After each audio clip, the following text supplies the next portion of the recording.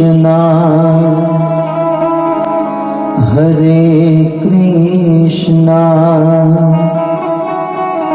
कृष्णा कृष्णा हरे हरे हरे राम हरे राम राम हरे हरे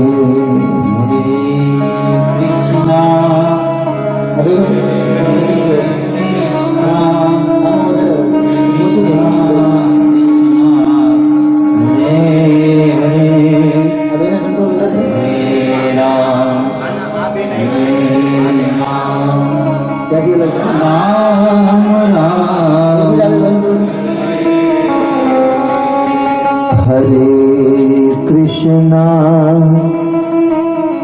हरे कृष्णा कृष्णा कृष्णा हरे हरे हरे राम हरे राम राम हरे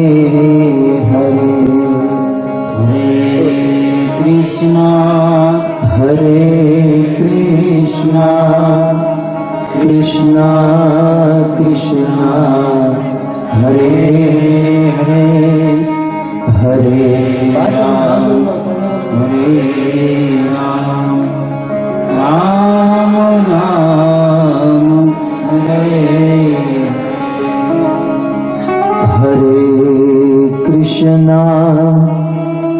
हरे कृष्णा कृष्णा कृष्णा हरे हरे हरे राम राम राम हरे हरे हरे कृष्णा कृष्णा कृष्णा हरे हरे हरे राम राम राम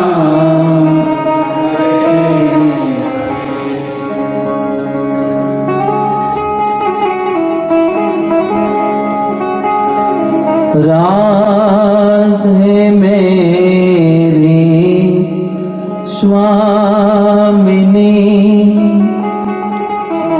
मैं राधे को दास जन्म जन्म मोह दीजियो श्री वृंदावन वास राधा तू बड़ भागिनी कौन तपस्या की तीनों लोक के नाथ है सो तेरो आदि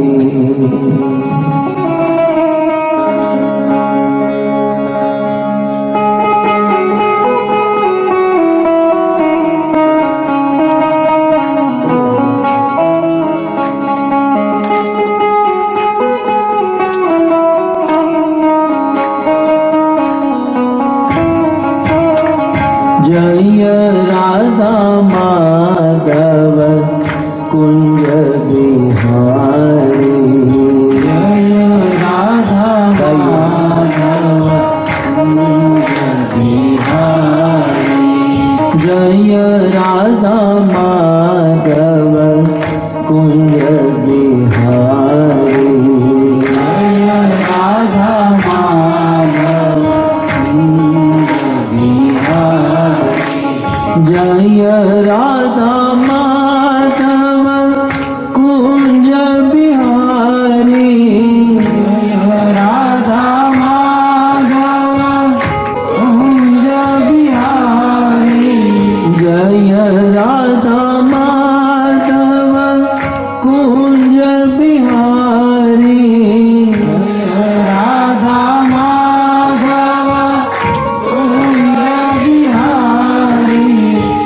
गोपी जन वल्लभ गिरिवरधारी गोपी जन वल्लभ गिरिवरधारी गोपी जन वल्लभ गिरिवरधारी गोपी जन वल्लभ जय राधा माधव कुंज बिहारी जय राधा माधव कुंज बिहारी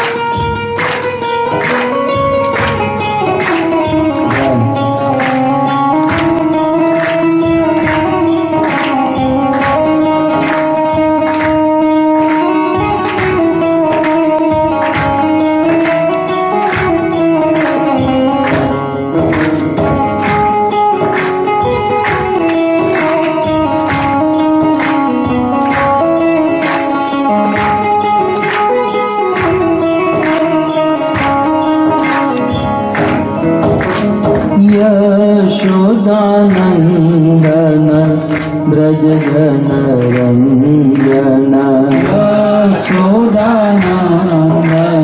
ब्रज जन रंजन यशोदानंदन ब्रज जन रंजन यशोदानंदन ब्रज जन यशोदानंदन ब्रज जन रंजन यशोदानंदन ब्रज जन रंजन यशोदानंदन ब्रज जन रंजन यशोदानंदन ब्रज जन रंजन यमुना तीर वनचारी यमुना तीर यमुना तीर वनचारी यमुना तीर वनचारी जय राधा माधव कुंज बिहारी जय राधा माधव कुंज बिहारी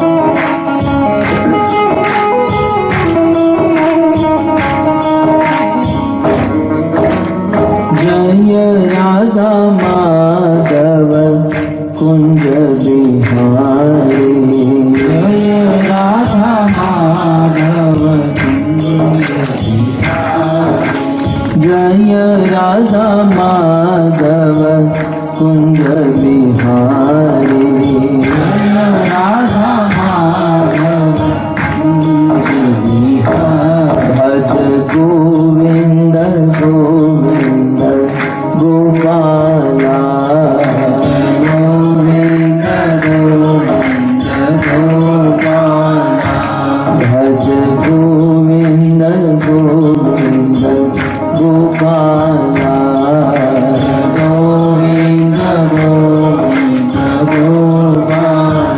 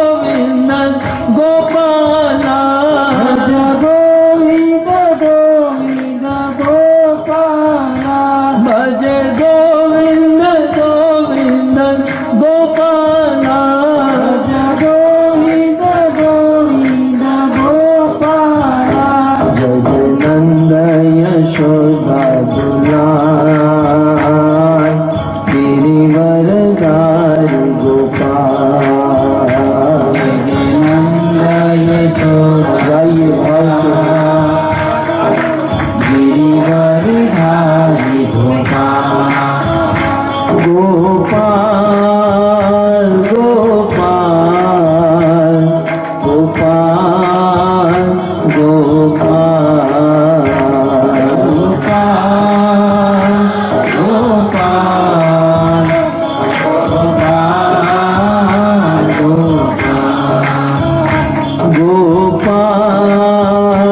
गोपाल गोपाल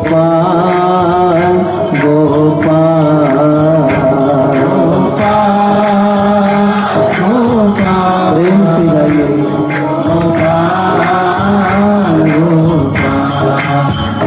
जय जय नंद यशोदा दुलार गिरिवरधारी गोपाल जय जय नंद यशोदा दुलार गिरिवरधारी गोपाल हरे कृष्णा कृष्णा कृष्णा हरे हरे हरे राम राम राम हरे हरे हरे कृष्णा कृष्णा कृष्णा हरे हरे हरे राम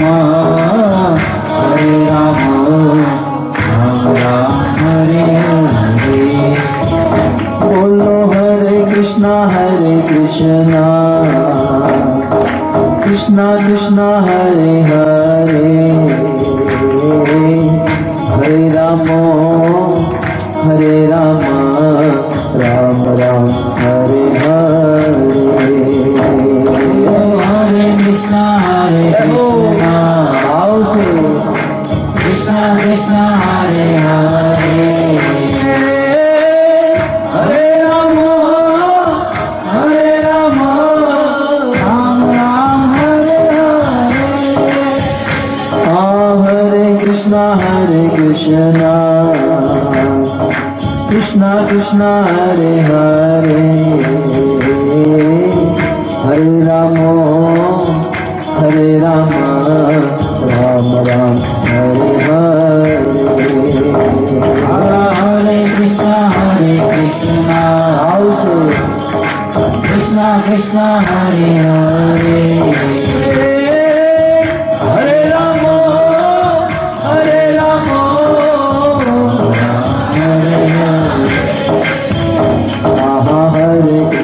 हरे कृष्णा कृष्णा कृष्णा हरे हरे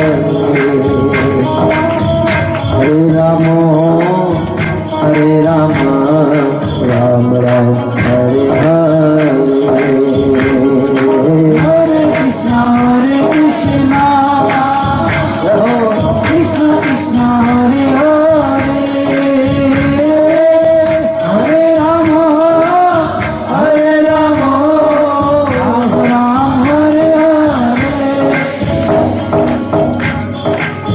नाम महान धन है अपनो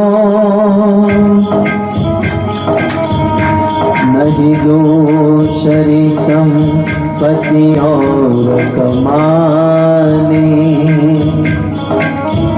नाम महान धन है अपनो नहीं दूसरी संपत्ति और कमाने छोड़ यटार जग की हमको कुटिया यजमानी बनाने हमको कुटिया यजमानी बनाने हमको कुटिया यजमानी माही बनानी, हमको कुटिया बीज माही बनानी। शोक मिले रसिकों की सदा, और पीबन को यमुना जल पानी। शोक मिले रसिकों की सदा, और पीबन को यमुना जल पानी।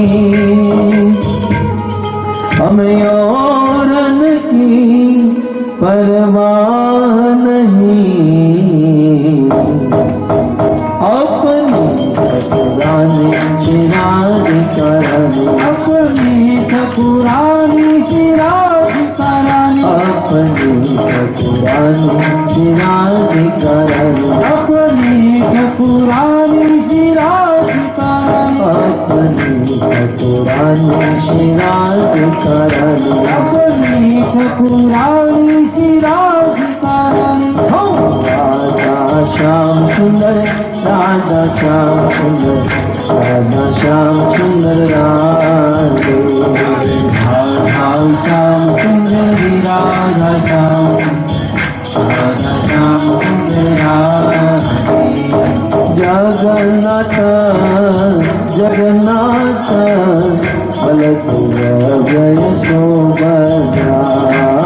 जगन्नाथ जगन्नाथ बलदेव जय सुभद्रा। रघुपति राघव राजा राम, पतित पावन सीताराम।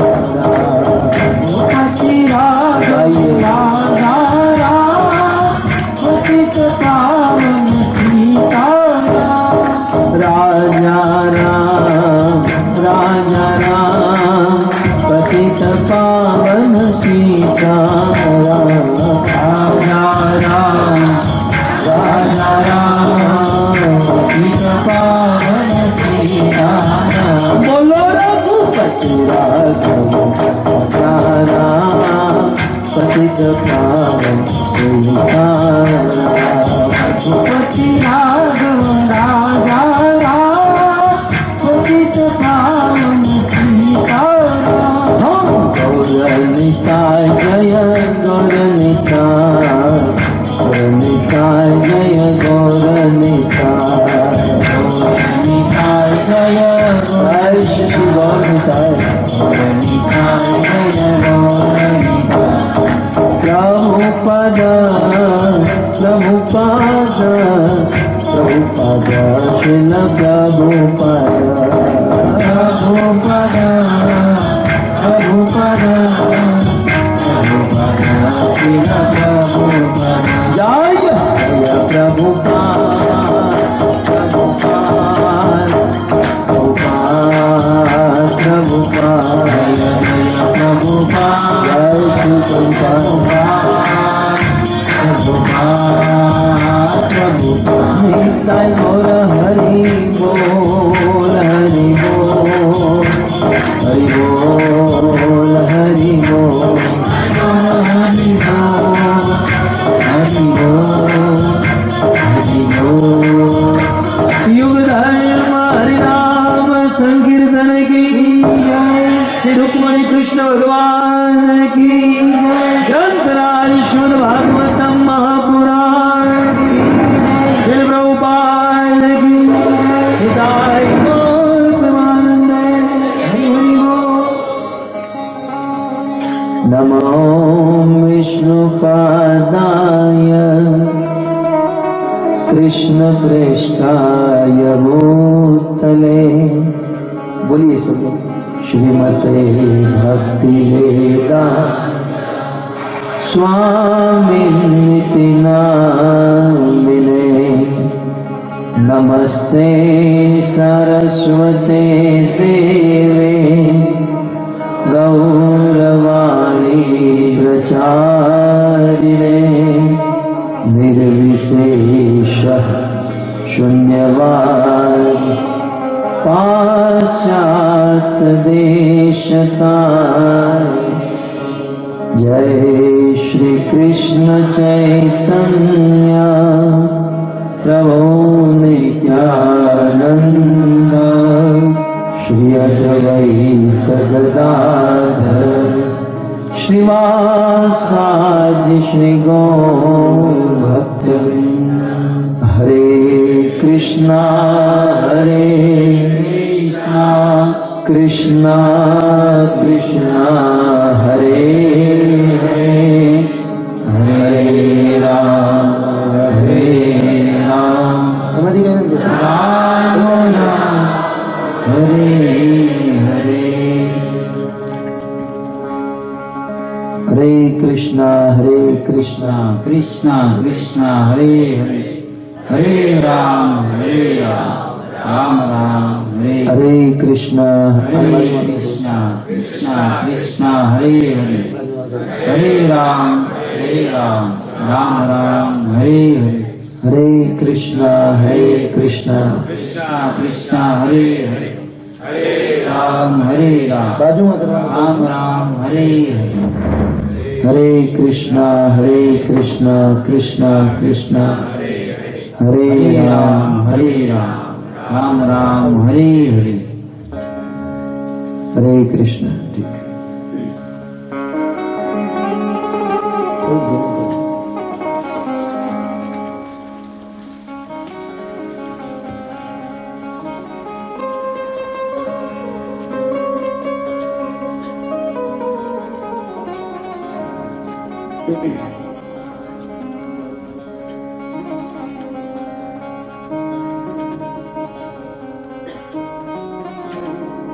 आज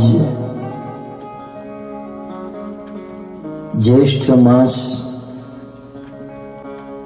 कृष्ण पक्ष और सप्तमी तिथि है।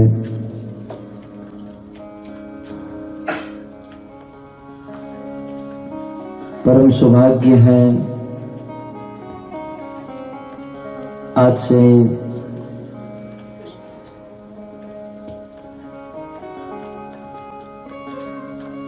आपके इस मॉरिशस में श्री रुक्मणी कृष्ण मंदिर में बैठकर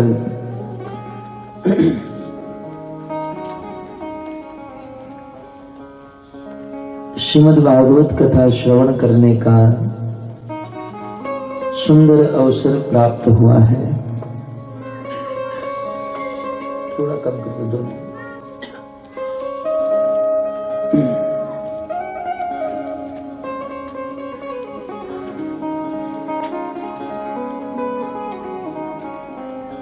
मैं धन्यवाद देना चाहूंगा हमारे प्रिय पूज्य मुक्त पुरुष प्रभु को,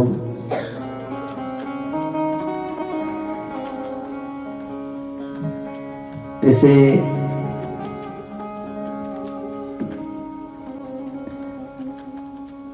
पिछली बार जब हम यहाँ पर आए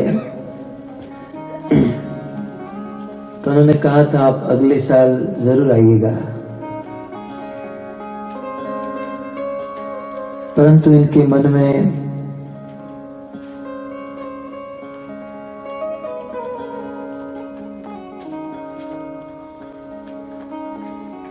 श्रीमद् भागवत कथा सुनने की और आप सब भक्तों को भागवत कथा श्रवण कराने की तीव्र इच्छा थी। अतः एक साल भी पूर्ण नहीं होने दिया। जैसे बात होती तो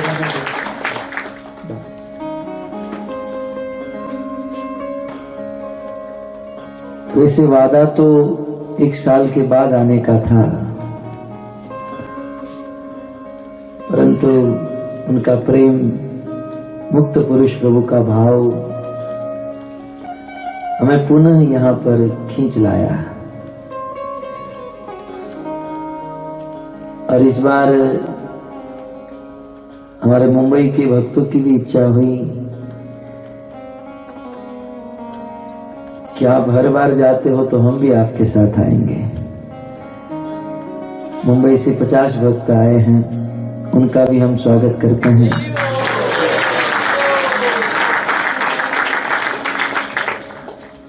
नलिनी माता जी, हमारे मनीष प्रभु, मधुकांत प्रभु, अन्य वरिष्ठ भक्त मुंबई, महाराष्ट्र, हमारे देश से, भारत से यहाँ पर पधारे हैं। सभी भक्तों का हम हार्दिक स्वागत करते हैं और साथ ही साथ यहाँ के निवासी भक्तों का हम आदर सहित धन्यवाद करते हैं कि बड़े भाव से, प्रेम से श्रीमद् भागवत कथा के प्रति आदर रखते हुए श्रद्धा से पुनः एक बार कथा श्रवण करने हेतु आप सब यहाँ पर उपस्थित हुए हो।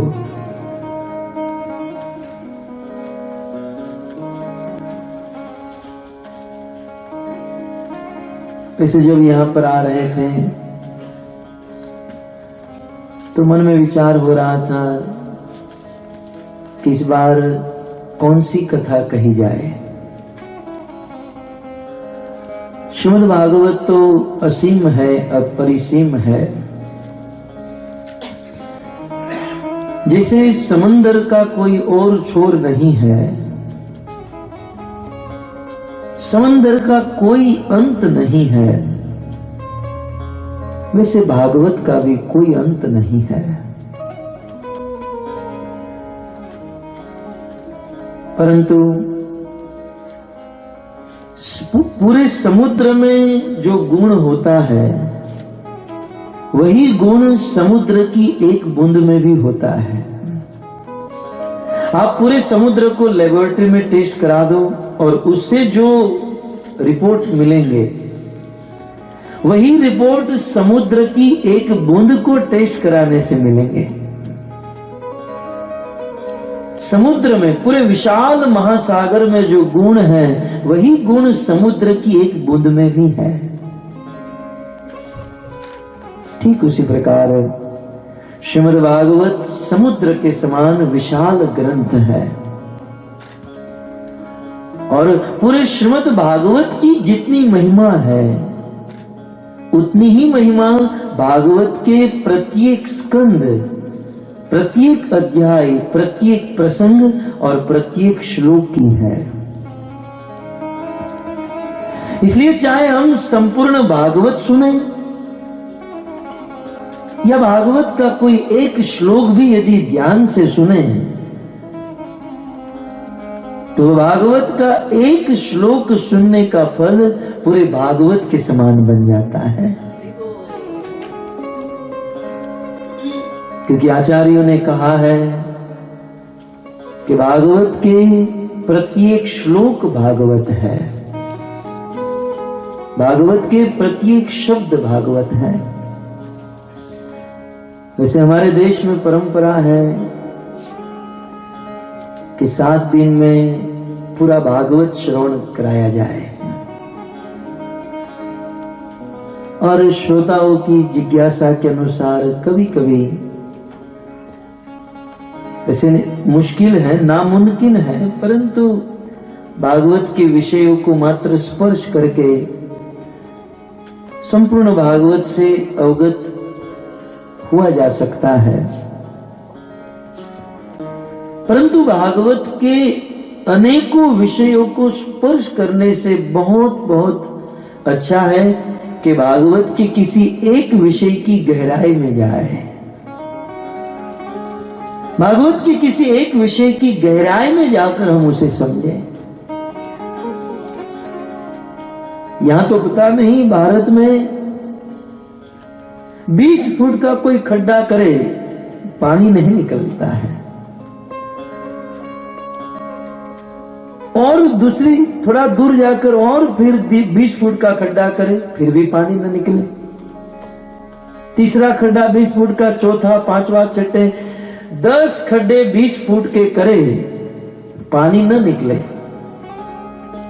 लेकिन 20 फुट के 10 खड्डे करने से अच्छा है एक ही खड्डा करो 200 फुट का। इतना पानी निकलेगा, जीवन भर तक वह पानी समाप्त नहीं हो पाएगा। छोटे छोटे खड्डे या संक्षिप्त में किसी प्रसंग को सुनने से अच्छा है कि 200 फुट का खड्डा कर दिया जाए। गहराई से किसी एक प्रसंग को सुन लिया जाए, समझ लिया जाए, जिससे भगवान के प्रति प्रेम हो सके, जिससे भगवान को हम समझ सके। सोच रहे थे श्रीमद् भागवत में अनेकों विषय है, अनेकों अध्याय है, किस विषय पर प्रवचन किया जाए। तब मन में भगवत प्रेरणा से यह विचार हुआ कि यहाँ पर मुक्त पुरुष प्रभु ने शिल प्रभुपाद की कृपा से सुंदर मंदिर का निर्माण किया है और इस मंदिर में रुक्मणी कृष्ण विराजते हैं। तो ऐसी इच्छा है कि अब की बार इस साल 7 दिन तक हम रुक्मणी कृष्ण के विवाह की कथा सुनेंगे। अब हमारा भी कुछ ऐसा हो चुका है ना, जिसका खाएंगे उसी का गुण गाएंगे। अब 7 दिन मुक्त पुरुष खिलाने वाले हैं, तब तो गाना भी पड़ेगा। गंगा गए तो गंगा दास, यमुना गए तो यमुना दास। परंतु भागवत में बहुत सुंदर यह प्रसंग है, ये कथा है रुक्मणी और कृष्ण विवाह की। आइए ज्यादा समय न लेते हुए श्रीमद् भागवत के 10वें स्कंद के 52वें अध्याय में रुक्मणी और कृष्ण के विवाह की कथा है। विवाह तो संसार में सब लोग कर ही लेते हैं, और सब कार्य में देरी होना हो। कई बार कहा जाता है आप माला का जाप कीजिए, 4 रेगुलेटिव प्रिंसिपल का पालन कीजिए। इन सब कार्यों में आदमी बहुत देर लगा देता है, लेकिन विवाह करने में कोई देरी नहीं। आदमी और कुछ करे या न करे, विवाह करके 2-5 बच्चे तो अवश्य कर लेता है। इसमें कोई देरी नहीं। बच्चों हम सब विवाहित हैं, गृहस्थ हैं, और इसलिए मेरे लिए यहाँ पर प्रवचन करना भी बड़ा अच्छा है, क्योंकि ब्रह्मचारी बैठे होते हैं तो उनको भी थोड़ा प्रमोट करना होता है। लेकिन अब तो यहाँ पर तो गृहस्थियों का ही समाज है।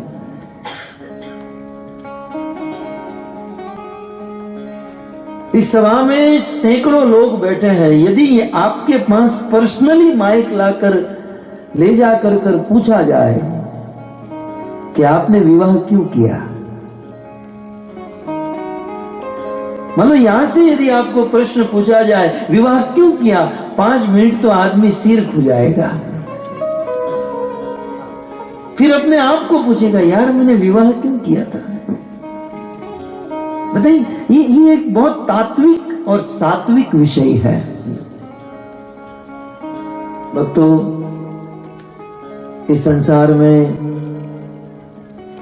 कोई व्यक्ति कार्य करता है और उस कार्य के पीछे कोई कारण न हो, बिना कारण के कार्य करने वाला व्यक्ति पागल माना जाता है, मूर्ख माना जाता है। इतना सुंदर हम लोगों ने कार्य किया विवाह, लेकिन इस विवाह करने का कारण क्या है बताओ। शादी ब्याह करने का कारण क्या था। कई बार कुछ लोग कहते हैं प्रभु शादी करने के बाद परेशान हो गया, तो क्या ब्रह्मा जी आए थे तुम्हें कहने के लिए कि भाई तुम शादी कर लो? किसी ने न तो कोई फोर्स किया था न कोई जबरदस्ती, फिर भी हमने विवाह किया। हम लोग विवाह क्यों करते हैं भक्तों? ये एक विचारणीय विषय है, क्योंकि हम भगवान के विवाह की कथा सुनने के लिए बैठे हैं और विवाह की बात आई है, इसलिए हम थोड़ा सा विचार करें विवाह क्यों किया जाता है।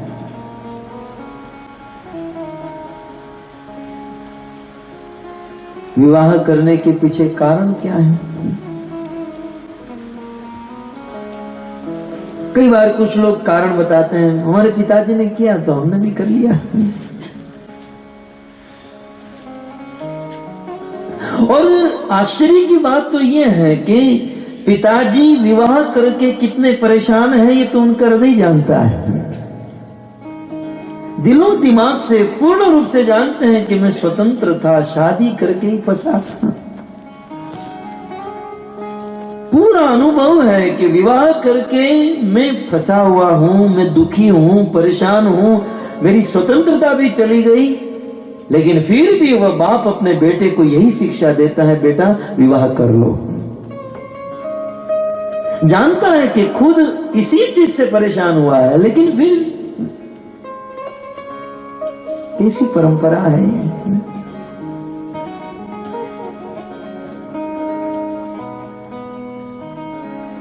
भक्तों, दुकान में 5 रुपए की वस्तु खरीदने जाते ना, हम 50 बार सोचते हैं ये कंपनी का ले, ये वाला ले, ये अच्छा है, ये बुरा है।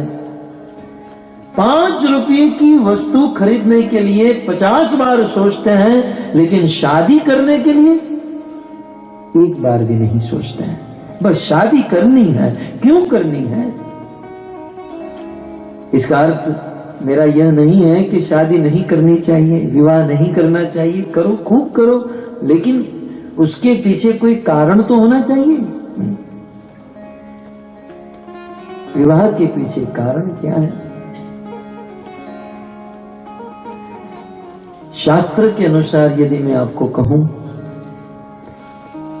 इस संसार में जितने भी जीव है सब फंसे हुए हैं।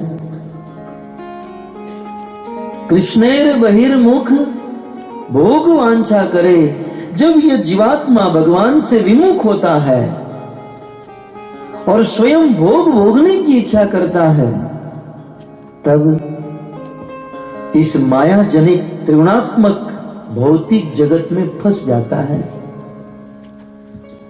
और इस भौतिक जगत में आकर श्रीपाद शंकराचार्य ने कहा, पुनरपि जन्मम पुनरपि मरणम पुनरपि जननी जठरे शयनम। इस भौतिक संसार में, इस भौतिक जगत में फंसकर व्यक्ति बार बार जन्म लेता है, बार बार मरता है, बार बार।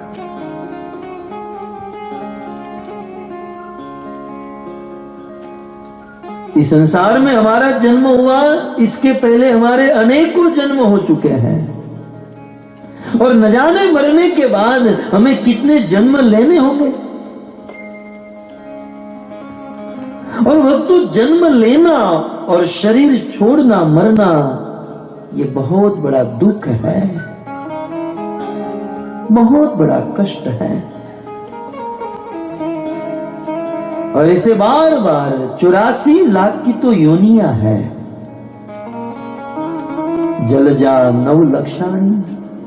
पद्म पुराण में वेदव्यास मुनि लिखते हैं 9 लाख प्रकार के जीव जल में हैं।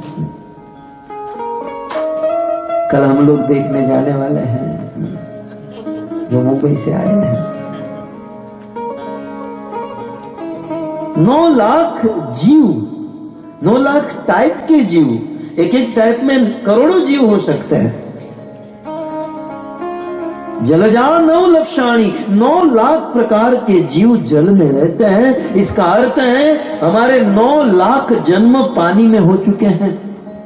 कभी शार्क बने, कभी व्हेल बने, कभी मगरमच्छ बने, कभी कछुआ बने। 9 लाख प्रकार के जन्म जल में होते हैं। स्थावरा लक्ष्य विशंति, और ये जितने भी पेड़ और पौधे हैं ये 20 लाख प्रकार के हैं। 20 लाख जन्म वृक्षों के रूप में। कभी ये वृक्ष बना, और कुछ कुछ वृक्ष तो 500 साल तक जीते हैं। एक ही स्थान पर खड़े रहना। आज आपको ठंड लगे तो स्वेटर भी पहन सकते हो, बारिश हो तो छाता ले सकते हो, लेकिन वो वृक्ष चाहे चिलचिलाती धूप हो, चाहे ठंड हो, वर्षा हो, कितना कष्ट सहन करना पड़ता है। 9 लाख जन्म जल में होते हैं, 20 लाख पेड़ पौधे के रूप में, 11 लाख जन्म छोटे छोटे कीट पतंग के रूप में, चींटी मच्छर इत्यादि के, कृमियां रुद्र संख्या का, पक्षिणाम 10 लक्षाणाम, और 10 लाख प्रकार के उड़ने वाले पक्षी हैं। 30 लक्षाणी पशु, और 30 लाख प्रकार के 4 पांव पर चलने वाले पशुओं की संख्या। ये सब हमारे जन्म, कभी गाय, कभी बैल, कभी गधा, कभी कुत्ता, हम सब बन चुके हैं, और कुछ आदत अभी भी रह चुकी हैं।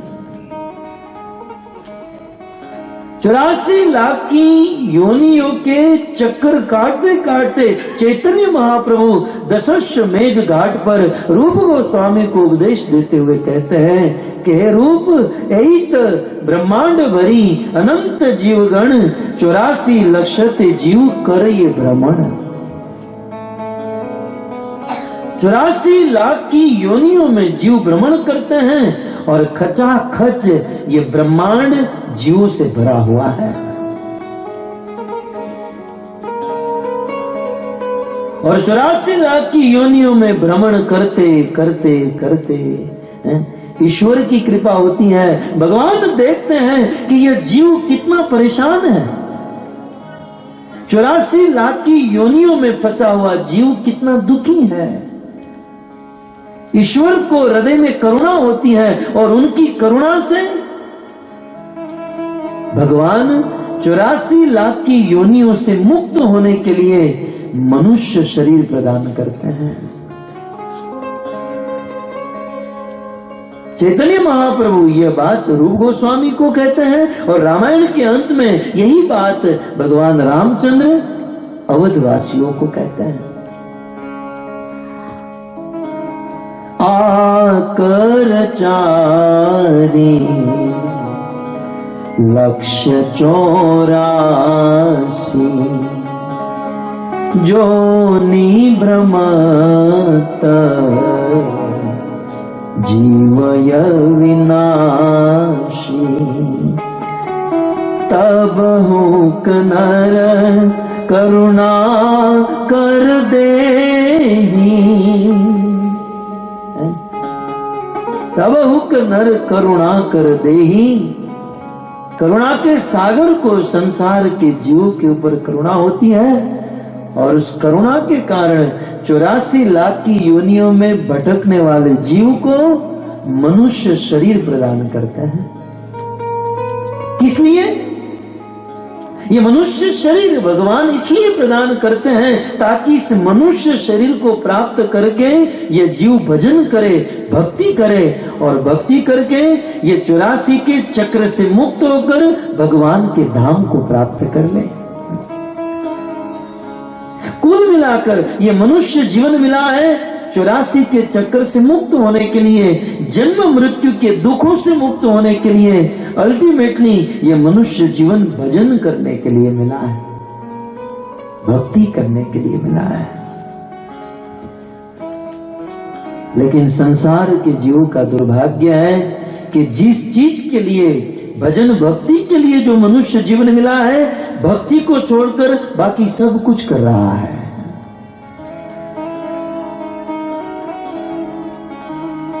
अतः मनुष्य जीवन का लक्ष्य है भजन करना। और भजन करके इन 84 की योनि के चक्कर से मुक्त हो जाना। आइए, मैं तो विवाह के बारे में कह रहा था, क्योंकि ये बात विवाह से जुड़ी हुई है। आदमी विवाह क्यों करता है? अब हमने तो कर लिए, लेकिन हमारे बच्चों को ये प्रवचन, ये बात समझानी चाहिए। जीवन में कोई भी कार्य करें, उस कार्य के पीछे एक दर्शन होना चाहिए, सिद्धांत होना चाहिए।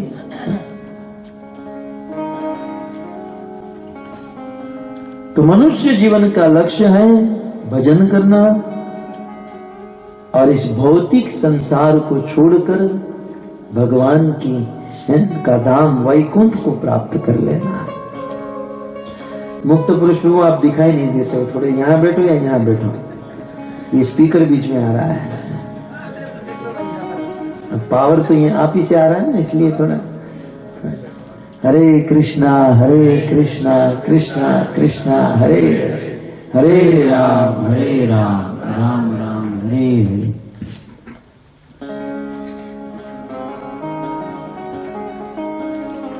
तो मनुष्य जीवन का लक्ष्य है ईश्वर की प्राप्ति करना। और वह तो ईश्वर प्राप्ति करने के लिए भगवान ने 2 आश्रम बनाए, एक ब्रह्मचारी आश्रम और एक गृहस्थ आश्रम। कई बार कुछ लोग हमारे पास आते हैं, प्रभु बताइए मुझे ब्रह्मचारी बनना चाहिए कि गृहस्थ बनना चाहिए? ऐसा पूछने वाला सबसे बड़ा मूर्ख है। कई बार कुछ लोग पूछते हैं ब्रह्मचारी आश्रम श्रेष्ठ है कि गृहस्थ आश्रम श्रेष्ठ है? ये दोनों में कौन सा आश्रम महान है? तत्वतः ब्रह्मचारी आश्रम भी महान है और गृहस्थ आश्रम भी महान है। दोनों महान है। जिसका स्वभाव निवृत्ति मार्ग का है, जिसका स्वभाव त्याग और तपस्या का है, उनके लिए ब्रह्मचारी आश्रम श्रेष्ठ है। और जिनकी बुद्धि प्रवृत्ति में है, जिनके लक्षण प्रवृत्ति लक्षण है, उनके लिए गृहस्थ आश्रम श्रेष्ठ है। अब जिनका मन, जिनकी बुद्धि प्रवृत्ति में लगी हुई है और यदि वे भावुकता में आकर ब्रह्मचारी बन भी जाए तो वस्त्र ब्रह्मचारी के होंगे, जीवन ब्रह्मचारी का नहीं होगा। और हमें वस्त्रों से नहीं बनना है, हमें तो गुणों से बनना है। और यदि किसी का मन, किसी की बुद्धि, किसी का स्वभाव निवृत्ति मार्ग का है, तपस्या का है, त्याग का है, बस छोड़ना ही स्वभाव है, तो उनके लिए ब्रह्मचारी आश्रम श्रेष्ठ है। वो गृहस्थ बनकर कभी सुखी नहीं हो पाएगा, क्योंकि ऑफिस जाएगा तो वहीं पर ऑफिस छोड़ने की विचार आएगा। विवाह किया तो पत्नी को छोड़ने का विचार आएगा। कुछ लोग कहते हैं ना, ये पत्नी माया है, ये बच्चे माया, माया तो तू है।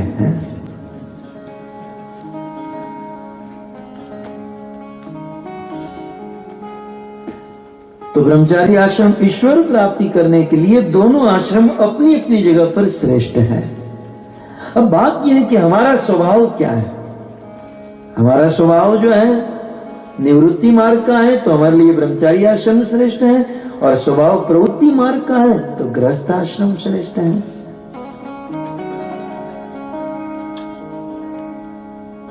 चैतन्य महाप्रभु 24 वर्ष की आयु में संन्यास ग्रहण कर लिए और एक दिन वे वृंदावन की ओर जा रहे थे, विचरण कर रहे थे। और आप तो जानते हैं सन्यासियों के साथ कोई सेवक होना चाहिए। तो एक ब्रह्मचारी था चैतन्य महाप्रभु के साथ, और चैतन्य महाप्रभु सन्यास धर्म को बहुत कड़े रूप से निभाते थे। एक सेवक था उनके साथ, गोविंद घोष। चैतन्य महाप्रभु एक दिन दोपहर को भोजन किए और भोजन करने के बाद वो गोविंद घोष को कहे कि मेरे लिए हरड़े लेकर आओ। हरड़े जानते ना, इंडिया वाले जानते हैं। मेरे लिए हरड़े लेकर आओ, पाचक गोली होती है। तो वो गोविंद घोष उनके लिए वो हरड़े लेकर आए। शाम को जब प्रसाद ग्रहण किया तो महाप्रभु ने कहा हरड़े, बोले हाँ लेकर आता हूं दुकान से, लेकर आए। दूसरे दिन भोजन किया, बोले भोजन के बाद महाप्रभु ने कहा हरड़े, वो लेकर आए। और चैतन्य महाप्रभु ने भोजन करके गोविंद घोष को कहा कि जा हरड़े लेकर आओ। तो गोविंद घोष गए नहीं, अपने जेब से बहुत बड़ा डिब्बा निकाले। मुझे क्या पता आप भी हरड़े के शौकीन हैं? पान परा कौन बोला? मुझे क्या पता आप भी हरड़े के शौकीन हैं, ये लीजिए हरड़े। चैतन्य महाप्रभु उसी समय कह दिए कि आज से तुम मेरे साथ नहीं रह सकते हो। उन्होंने कहा लेकिन हुआ क्या महाप्रभु? बोले तुम आज और अब भी यहां से वापस चले जाओ। बोले क्यों, मेरी क्या गलती है? आपने हरड़े मांगा, मैंने हरड़े दिया। महाप्रभु ने कहा कि तुम अब भी और यहां से मुझे छोड़कर चले जाओ और अपने गांव जाकर शादी करो, विवाह करो और गृहस्थ आश्रम बिताओ। महाप्रभु ने कहा, गोविंद घोष ने कहा प्रभु ऐसा क्यों कह रहे हैं? महाप्रभु ने कहा कि हम सन्यासी हैं और सन्यासी का धर्म है त्याग करना। और तुम हरड़े का स्टॉक करके मेरे पास आए, संग्रह किया तुमने। तुम्हारे अंदर संग्रह करने की भावना है। संग्रह करने की भावना रखने वाला व्यक्ति कभी ब्रह्मचारी या सन्यासी नहीं बन सकता। तुम्हारी भावना है प्रवृत्ति मार्ग की, संग्रह करने की, अतः तुम गृहस्थ बन जाओ। और गृहस्थ बनकर महाप्रभु ने बहुत सुंदर विग्रह दिया, कृष्ण की सेवा करो। खैर मैं ये कह रहा था, ब्रह्मचारी आश्रम हो या गृहस्थ आश्रम हो, ये दोनों अपने अपने जगह पर श्रेष्ठ है। फिर भी यदि कोई कहे तारतम्य की दृष्टि से दोनों आश्रम में क्या अंतर है? मान लो यहां से कोई लैंडमार्क दो ना, यहां से पोर्ट लुइस जाना हो तो जाने के लिए हमारे पास दो ऑप्शन है। एक तो है मोटरसाइकिल और दूसरा है ट्रक। खैर यहां तो ट्रैफिक बहुत कम ही होती है, लेकिन यहां से पोर्ट लुइस हमें जाना है, हमारे पास दो ऑप्शन है, एक है मोटरसाइकिल और दूसरा है ट्रक। सीधी बात है कि जो मोटरसाइकिल लेकर जाएगा वो तुरंत पोर्ट लुइस पहुंच जाएगा। यदि ट्रैफिक भी होगी तो वहां से गैप निकाल कर साइड से लेकर वो तुरंत पहुंच जाएगा। और ट्रक लेकर जो निकला है वो तो धीरे धीरे वो ठेला साइड देते हुए, साइड लेते हुए दोनों पहुंचेंगे। बाइक वाला भी पहुंचेगा और ट्रक वाला भी पहुंचेगा, लेकिन पहुंचने में थोड़ा सा अंतर हो जाएगा। जो मोटरसाइकिल लेकर निकला है वो जल्दी पहुंचेगा, ट्रक वाला भी गंतव्य स्थान पर पहुंचेगा, लेकिन समय लग जाएगा। यही बात है। ब्रह्मचारी आश्रम जो है, क्योंकि उनमें किसी भी प्रकार की रिस्पॉन्सिबिलिटी नहीं होती, इसलिए भजन का मार्ग क्लियर होता है, इसलिए वो तुरंत ईश्वर की प्राप्ति मोटरसाइकिल वाले की तरह कर लेता है, तुरंत। और गृहस्थ आश्रम जो है वो ट्रक की तरह है? ट्रक चलाने वाले को कितना संभाल के चलाना पड़ता है, कितना लंबा चौड़ा होता है। तो गृहस्थी का कुछ ऐसा है, सबको संभाल कर बटोरते हुए, ढोते हुए चलना होता है, इसलिए पहुंचने में देरी हो जाती है। तो गंतव्य स्थान पर दोनों पहुंचते हैं, लेकिन ब्रह्मचारी तुरंत और गृहस्थ को थोड़ी सी देरी। लेकिन याद रहे कि मोटरसाइकिल जो है वो स्लीप हो जाती है, शिल प्रभुपाद तो मोटरसाइकिल को मर्डर साइकिल कहते थे। बोले मोटरसाइकिल नहीं, मर्डर साइकिल है। बारिश की ऋतु में रोड गीले हैं तो मोटरसाइकिल स्लिप हो सकती है और बैठने वाला आदमी इंजर्ड हो सकता है, मर भी सकता है। गृहस्थ आश्रम में, ब्रह्मचारी आश्रम मोटरसाइकिल की तरह है। ब्रह्मचारी आश्रम में स्लीप होने का भय है, ब्रह्मचारी आश्रम में पतन होने का भय। हालांकि ब्रह्मचारी तुरंत भगवान की प्राप्ति कर लेता है, लेकिन रिस्क है, भय है स्लीप होने का। लेकिन गृहस्थ आश्रम जो है ट्रक की तरह है। बताओ ट्रक को क्या भय है? यदि कोई एक्सीडेंट कर भी दिया तो सामने वाले को टेंशन, ट्रक वाला तो आराम से बैठा होता है। तो उस दृष्टि से गृहस्थ आश्रम में, और वह तो सच कहूं, ईश्वर की प्राप्ति ब्रह्मचारियों को या सन्यासियों को जितनी हुई है उससे कई गुना अधिक गृहस्थियों को भगवान की प्राप्ति हुई है। हाँ, आप इतिहास खोलकर देखिए कि ब्रह्मचारी सन्यासियों को कितनी बार भगवान मिले और गृहस्थियों को कितनी बार मिले। श्रीमद् भागवत के 6 स्कंद में 12 महाजन का वर्णन है। 12 महाजन जो भगवान को पूर्ण रूप से जानते हैं, भगवान को प्राप्त कर चुके, उन 12 महाजनों में भी मेजॉरिटी गृहस्थ है। स्वयंभू ब्रह्मा, आप गिनिए, थोड़ा सा काउंट कीजिएगा। सबसे पहले महाजन है ब्रह्मा। आप दोनों अलग अलग कर दीजिएगा, ब्रह्मचारी कितने गृहस्थ। तो ब्रह्मा जो है वो गृहस्थ है, ब्रह्मलोक में रहते हैं, सरस्वती देवी पत्नी है। तो स्वयंभू ब्रह्मा गृहस्थ। फिर दूसरे हैं नारद, इसको ब्रह्मचारी में रख दो, नारद। तीसरे हैं शंभु, शिव जी, वो तो एक्सपर्ट गृहस्थ। शिव जी हमारे लिए एक आदर्श है। यदि गृहस्थी में जीवन जीना सीखना है तो शिव जी के चरित्र को खोलिए। शिव चरित्र जो है एक गृहस्थियों के लिए, गृहस्थियों के गुरु है शिव, गृहस्थियों के आदर्श है शिव। ये सब विवाह की बात, भगवान का विवाह है। थोड़ी सी विवाह की चर्चा करके आगे बढ़े तो बड़ा आनंद आएगा। शिव जी हम गृहस्थियों के गुरु हैं भक्तों। कर्पूर गौरम करुणावतारम संसार सारम भुजगेन्द्रहारम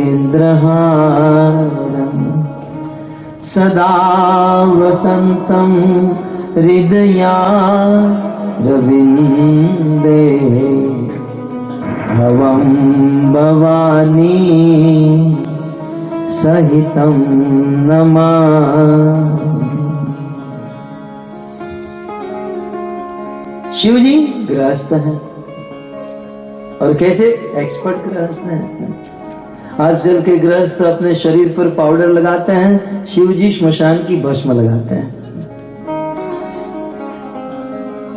और गृहस्थियों को उपदेश देते हैं कि चाहे अपने शरीर पर कितना हो पाउडर और क्रीम लगा दो, लेकिन ये शरीर आखिर एक ना एक दिन श्मशान की भस्म होने वाला है। शिव, मैं कई बार कहता हूं, जब नारद मुनि शिव पार्वती के घर पर आए, शिव जी घर पर नहीं थे, नारद जी, पार्वती ने नारद जी का स्वागत किया। नया नया विवाह हुआ था। नारद जी ने कहा कि गृहस्थी कैसी चल रही है? बहुत बढ़िया, अब तक तो ठीक है, आपके आने के बाद क्या पता कि आप जहां जाते हैं वहां की इतिहास कुछ ठीक नहीं रहता है। बोले बहुत सुंदर गृहस्थी चल रही है महाराज। बोले कोई गृहस्थी में कोई प्रॉब्लम तो नहीं? बोले कोई प्रॉब्लम नहीं। बोले पति पत्नी में प्रेम? बोले पूरा प्रेम है। बोले कोई पर्दा तो नहीं? क्योंकि प्रीति वहां पर्दा नहीं, जहां प्रीति वहां पर्दा नहीं होता।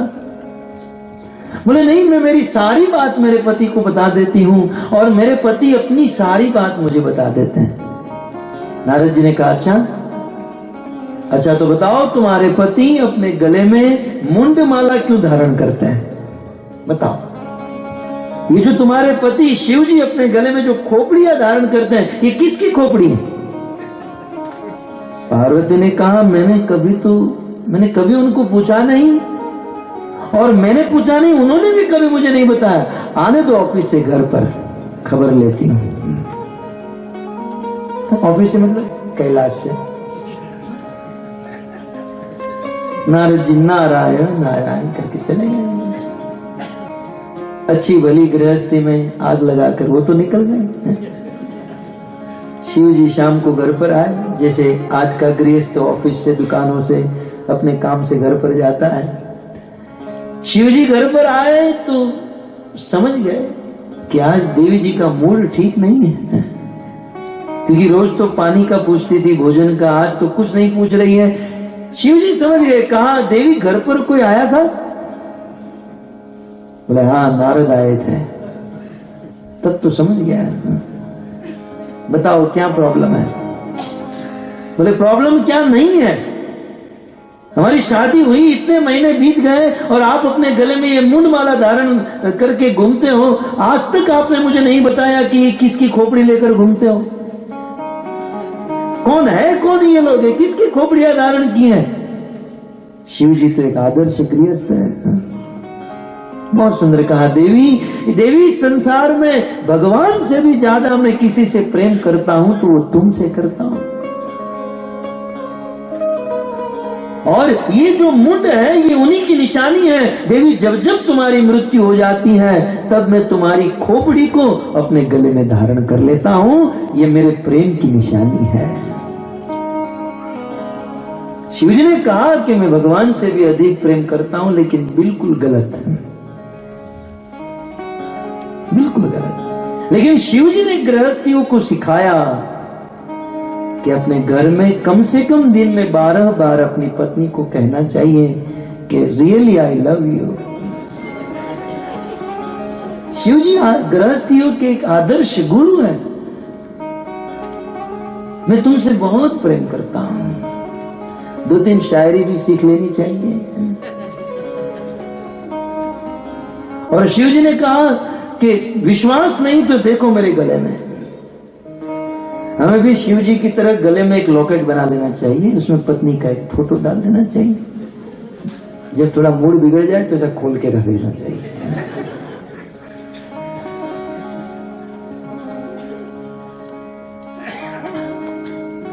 खैर, तो स्वयंभू ब्रह्मा जी गृहस्थ हैं, नारद ब्रह्मचारी में रखिए। शंभु शिव जी गृहस्थ हैं। कितने हुए गृहस्थ में? 2 हुए, ब्रह्मचारी में 1। अब आगे स्वयंभू, नारद, शंभु, कुमार। कुमार जो है सनत कुमार, ये ब्रह्मचारी है। 2 हो गए। कुमार कपिल, भगवान कपिल गृहस्थ में रखिए। मनु महाराज भी गृहस्थ हैं। प्रहलाद महाराज भी गृहस्थ हैं। स्वयंभू, नारद, शंभु, कुमार, कपिल, मनु, प्रहलाद, फिर जनक भी गृहस्थ हैं। कितने हुए? 6 गृहस्थ और ब्रह्मचारी 2। प्रहलाद, जनक, भीष्म जी को ब्रह्मचारी में ले लीजिए। प्रहलाद, जनक, भीष्म, बलि महाराज गृहस्थ हैं। फिर वैयासकी, सुखदेव गोस्वामी ब्रह्मचारी हैं। और वयम यमराज जी गृहस्थ हैं। कितने हो गए गृहस्थ? 8 गृहस्थ हुए। और ब्रह्मचारी कितने हुए? 4। तो 8 गृहस्थ और 4 ब्रह्मचारी। बताइए, 12 महाजनों में से भी गृहस्थों की संख्या ज्यादा, इसलिए हमें टेंशन लेने की जरूरत नहीं है। इतिहास में भी गृहस्थियों को भगवान अधिक मिले हैं। खैर, मैं ये कह रहा था कि विवाह क्यों करते हैं? भक्तों, विवाह इसलिए किया जाता है क्योंकि मनुष्य जीवन का लक्ष्य है भगवान की प्राप्ति करना।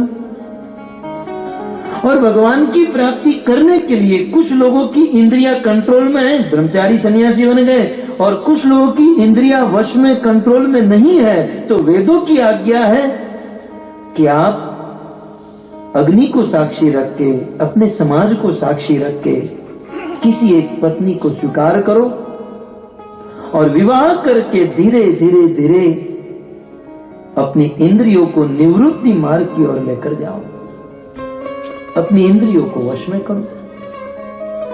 विवाह इसलिए किया जाता है ताकि विवाह करके हम भगवान की सेवा कर सकें, भगवान की अच्छे से भक्ति कर सकें और भगवान की प्राप्ति कर सकें। विवाह, विवाह शब्द का अर्थ ही है विवाह।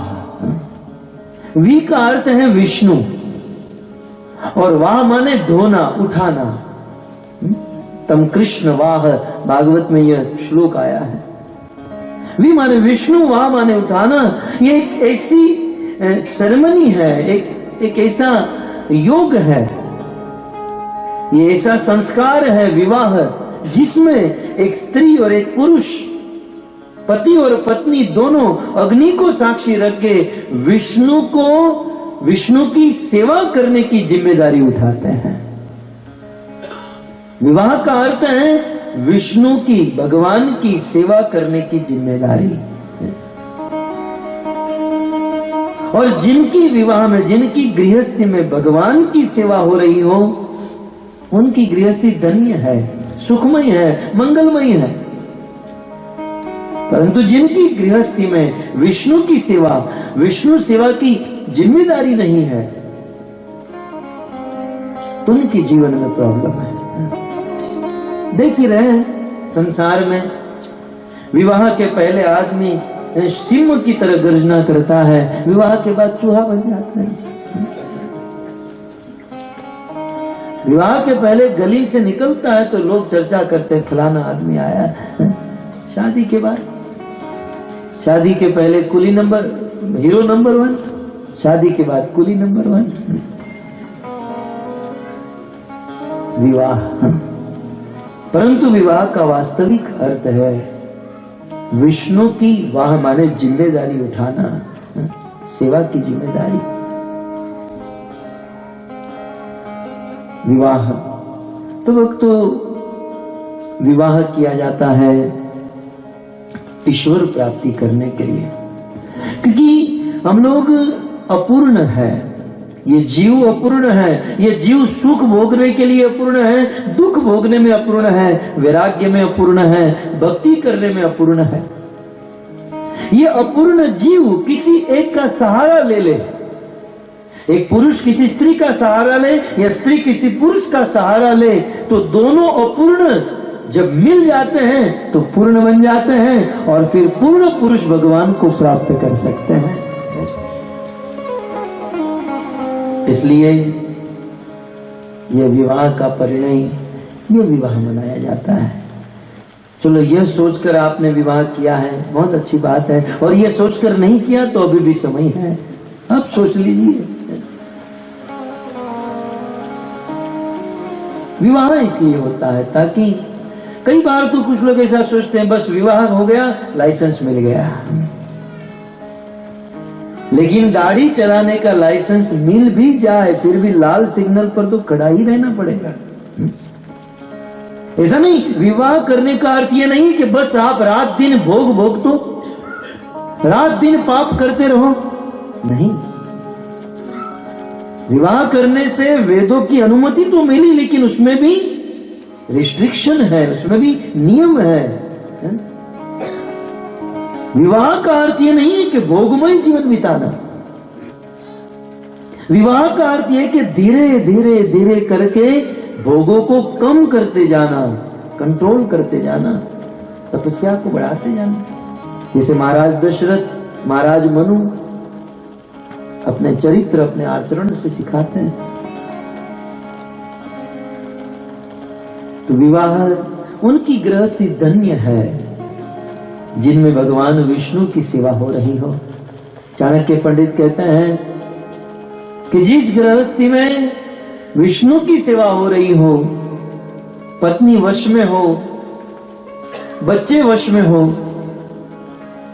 योग्य मात्रा में धन हो, साधु संतों का आगमन हो, जिस गृहस्थी में वैष्णव की सेवा हो, वैष्णव को प्रसाद खिलाया जा रहा हो, ऐसी गृहस्थी को मरने के बाद वैकुंठ जाने की जरूरत नहीं, क्योंकि जीते जी उनका घर, उनकी गृहस्थी ही वैकुंठ है,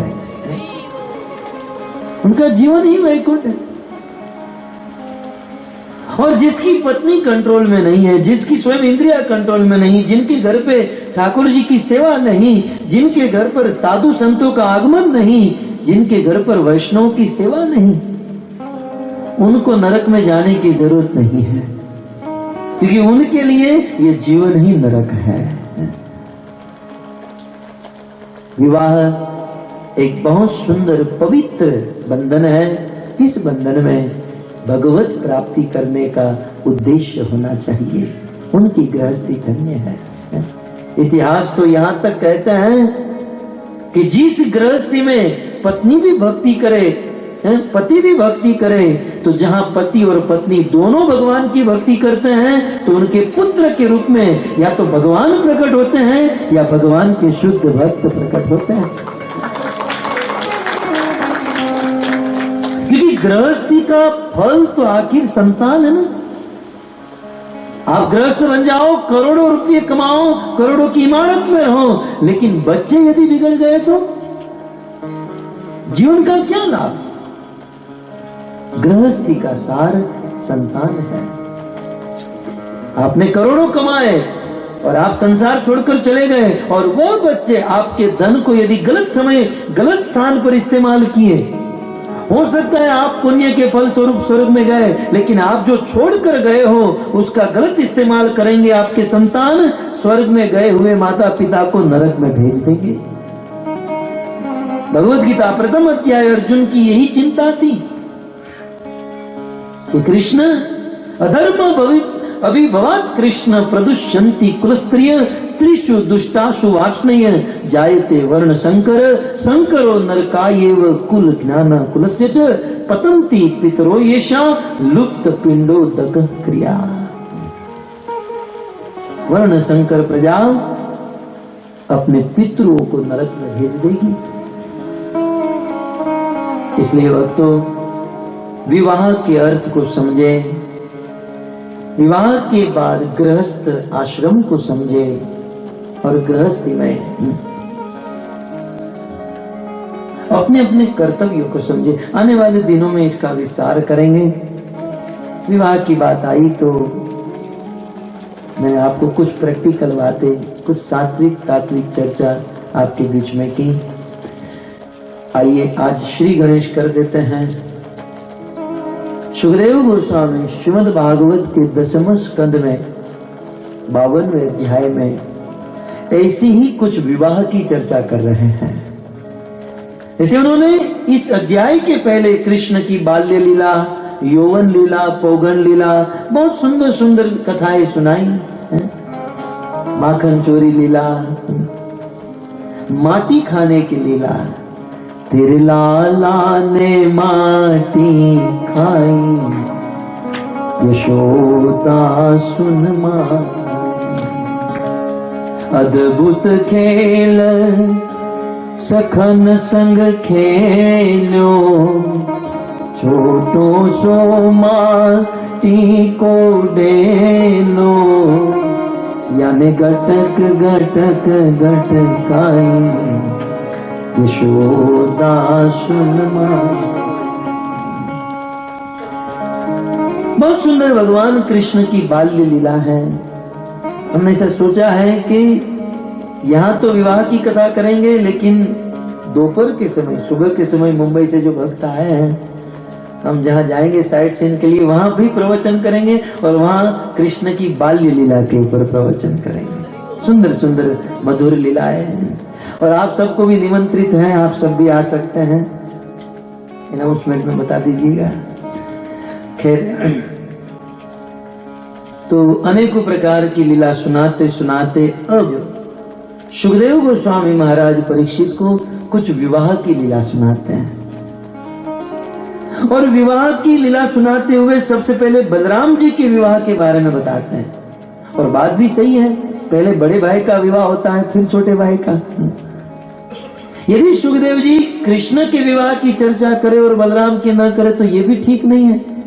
हमारे समाज में परिवार में पहले बड़े लड़के का विवाह कराते हैं फिर छोटे का। यदि बड़े को छोड़कर छोटे का विवाह करा दिया जाए तो फिर बड़े लड़के का विवाह होना मुश्किल हो जाता है, क्योंकि लोग ऐसा सोचते हैं कि कुछ गड़बड़ होगी चरित्र में, स्वभाव में, तब तो इसलिए सर्वप्रथम बलराम जी का विवाह कराते हैं। एक श्लोक में भगवान अपि गोविंद उपलेभे कुरुद्वः वैदर्भीं भीष्मक सूता श्रियो मात्रां स्वयं वरे श्रियो मात्रां स्वयं वरे।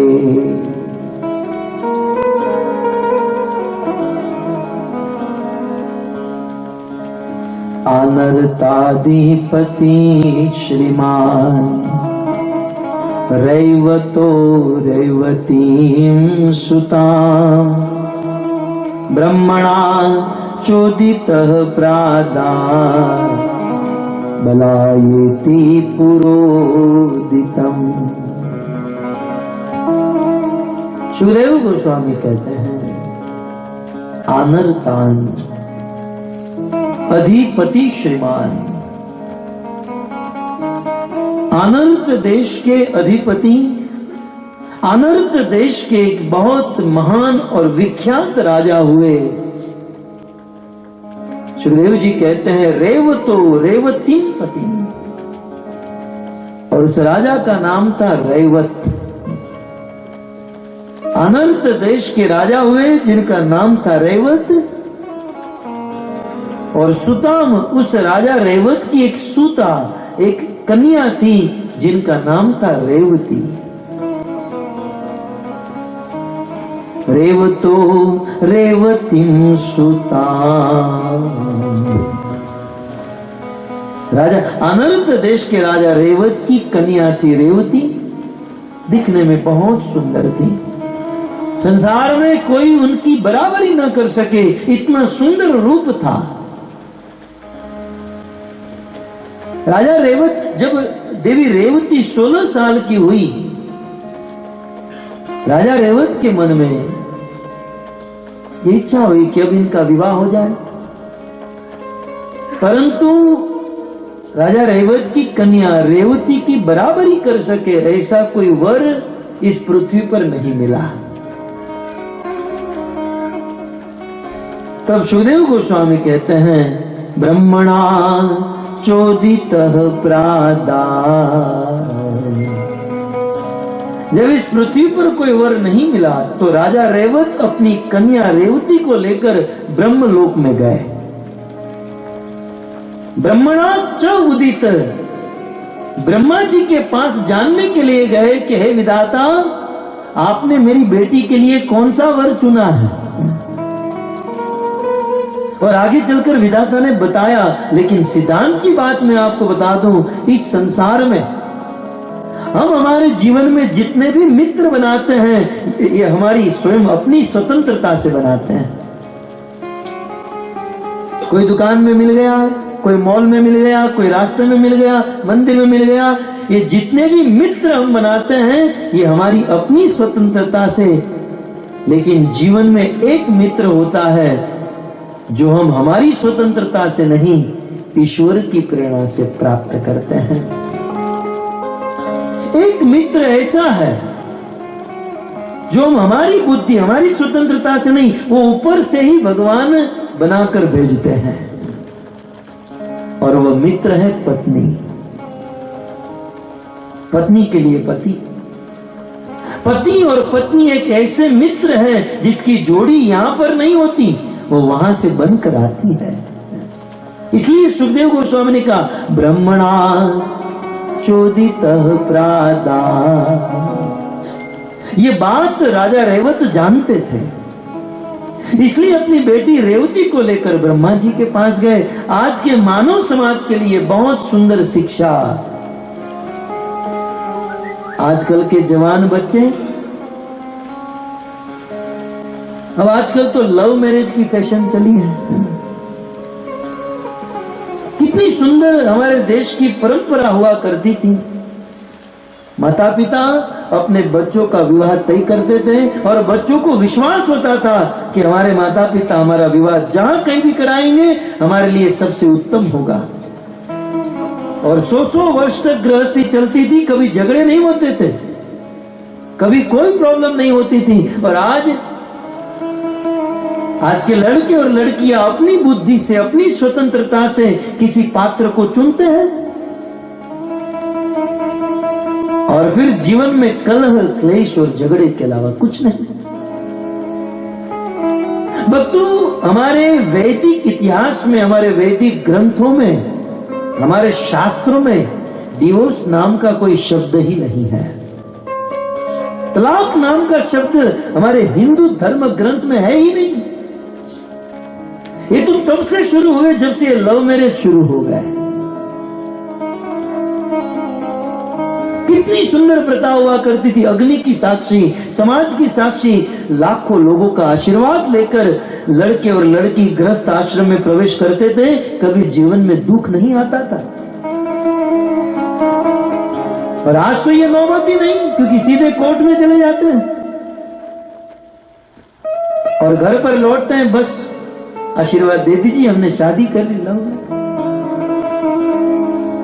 पहले अग्नि की साक्षी, समाज की साक्षी में विवाह होता था और अब कागज के पेपर की साक्षी में होता है।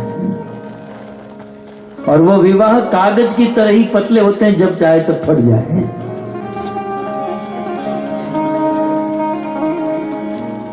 और आजकल तो ये कोर्ट में जो मैरिज सर्टिफिकेट वो पेपर बनाते हैं, उसके साथ अटैच ही होता है डिवोर्स सर्टिफिकेट। वो पिन मार के, वो अटैच करके वो देते हैं ताकि दूसरी बार यहाँ आने की नौबत ना हो। जब भी इच्छा हो तो वो भरकर भेज दो, आपका डिवोर्स हो जाए। ये प्रथा है, हमारे देश में ये प्रथा थी ही नहीं। एक बेटी को अपने माता पिता पर विश्वास होता था। तो ऐसे ऐसे लोग आज भी है। मैं और किसी की बात कहूं, हमारे माता पिता ने एक दूसरे का प्रथम दर्शन लग्न मंडप में किया। विवाह के पहले कुछ नहीं, बस विश्वास होता था कि हमारे माता पिता ने जहां भी तय किया है वो सबसे बेस्ट होगा। और आप ही बताए, बेस्ट नहीं है। विवाह हुआ और मेरे जैसा बच्चा हुआ। भागवत करता है। और आजकल के लोग विवाह करते हैं लव मैरिज, बच्चे तक तो पहुंचते ही नहीं है। बच्चे के पहले ही डिवोर्स हो जाए, और बच्चे भी हो तो कैसे, वर्ण संकर प्रजा, जिसे अर्जुन ने भगवत गीता में कहा। इसलिए अग्नि की साक्षी। और ये जो भी जोड़े हैं वो ऊपर से बनकर आते हैं, बस स्वाभाविक रूप से उन्हें खोजना होता है, उन्हें समझना होता है। राजा अनर्थ के, राजा रेवत के मन में हुआ, मेरी बेटी रेवती के लिए कौन सा वर चुना है। अपनी बेटी को लेकर दिव्य रथ पर सवार होकर ब्रह्मलोक में ब्रह्मा के पास गए। ब्रह्मा जी अपने भजन कीर्तन में मग्न थे। वे लोग वहां पर उनका वेट किए। जब भजन कीर्तन समाप्त हुआ, ब्रह्मा जी की दृष्टि राजा रेवत पर गई, उनका स्वागत किया। पूछा, राजन आपके यहाँ पर आने का कोई विशेष कारण? बोले, हाँ, ये मेरी बेटी रेवती है। और हे विधाता, बताइए मेरी बेटी के लिए आपने कौन सा वर चुना है? महात्मागण कहते हैं कि राजा रेवत कुछ लड़कों के नाम लेकर गए थे कि मेरे ध्यान में ये लड़के हैं, आप बताइए किनके साथ किया जाए। ब्रह्मा जी हंसने लगे। बोले महाराज आप जिसके नाम लेकर आए हो ना वो तो कब के मर गए, क्योंकि इस ब्रह्म लोक में जब 1 सेकंड बीतती है तो पृथ्वी लोक पर कई सारे युग बीत जाते हैं, और आप यहाँ कई घंटे से खड़े हैं मेरी राह देखकर, तो अब पृथ्वी पर आप जिसको पहचानते वो कोई नहीं रहा।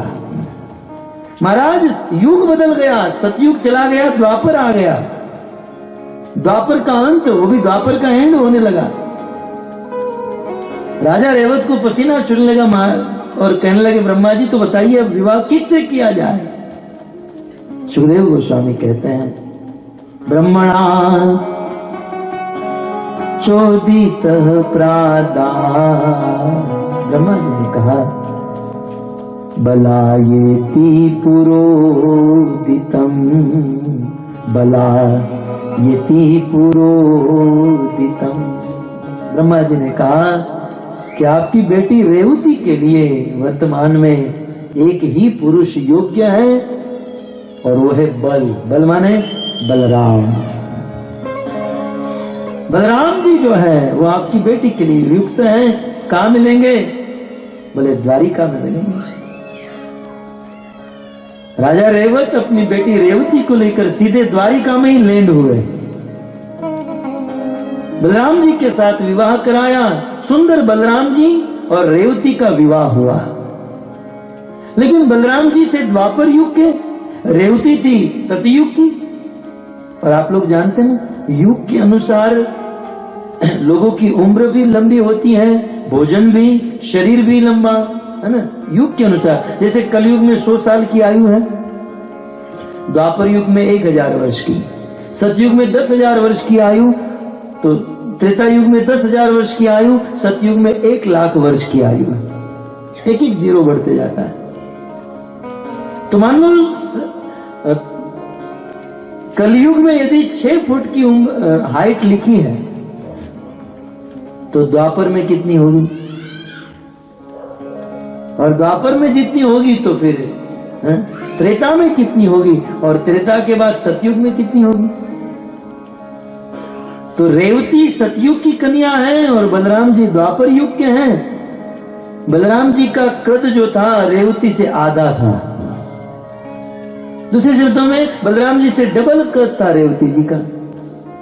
बलराम जी ने विवाह तो कर लिया ब्रह्मा जी के कहने पर, लेकिन जब किसी फंक्शन में जाते थे, किसी के विवाह में आदि जाते थे तो लोग बड़े हंसी उड़ाते थे।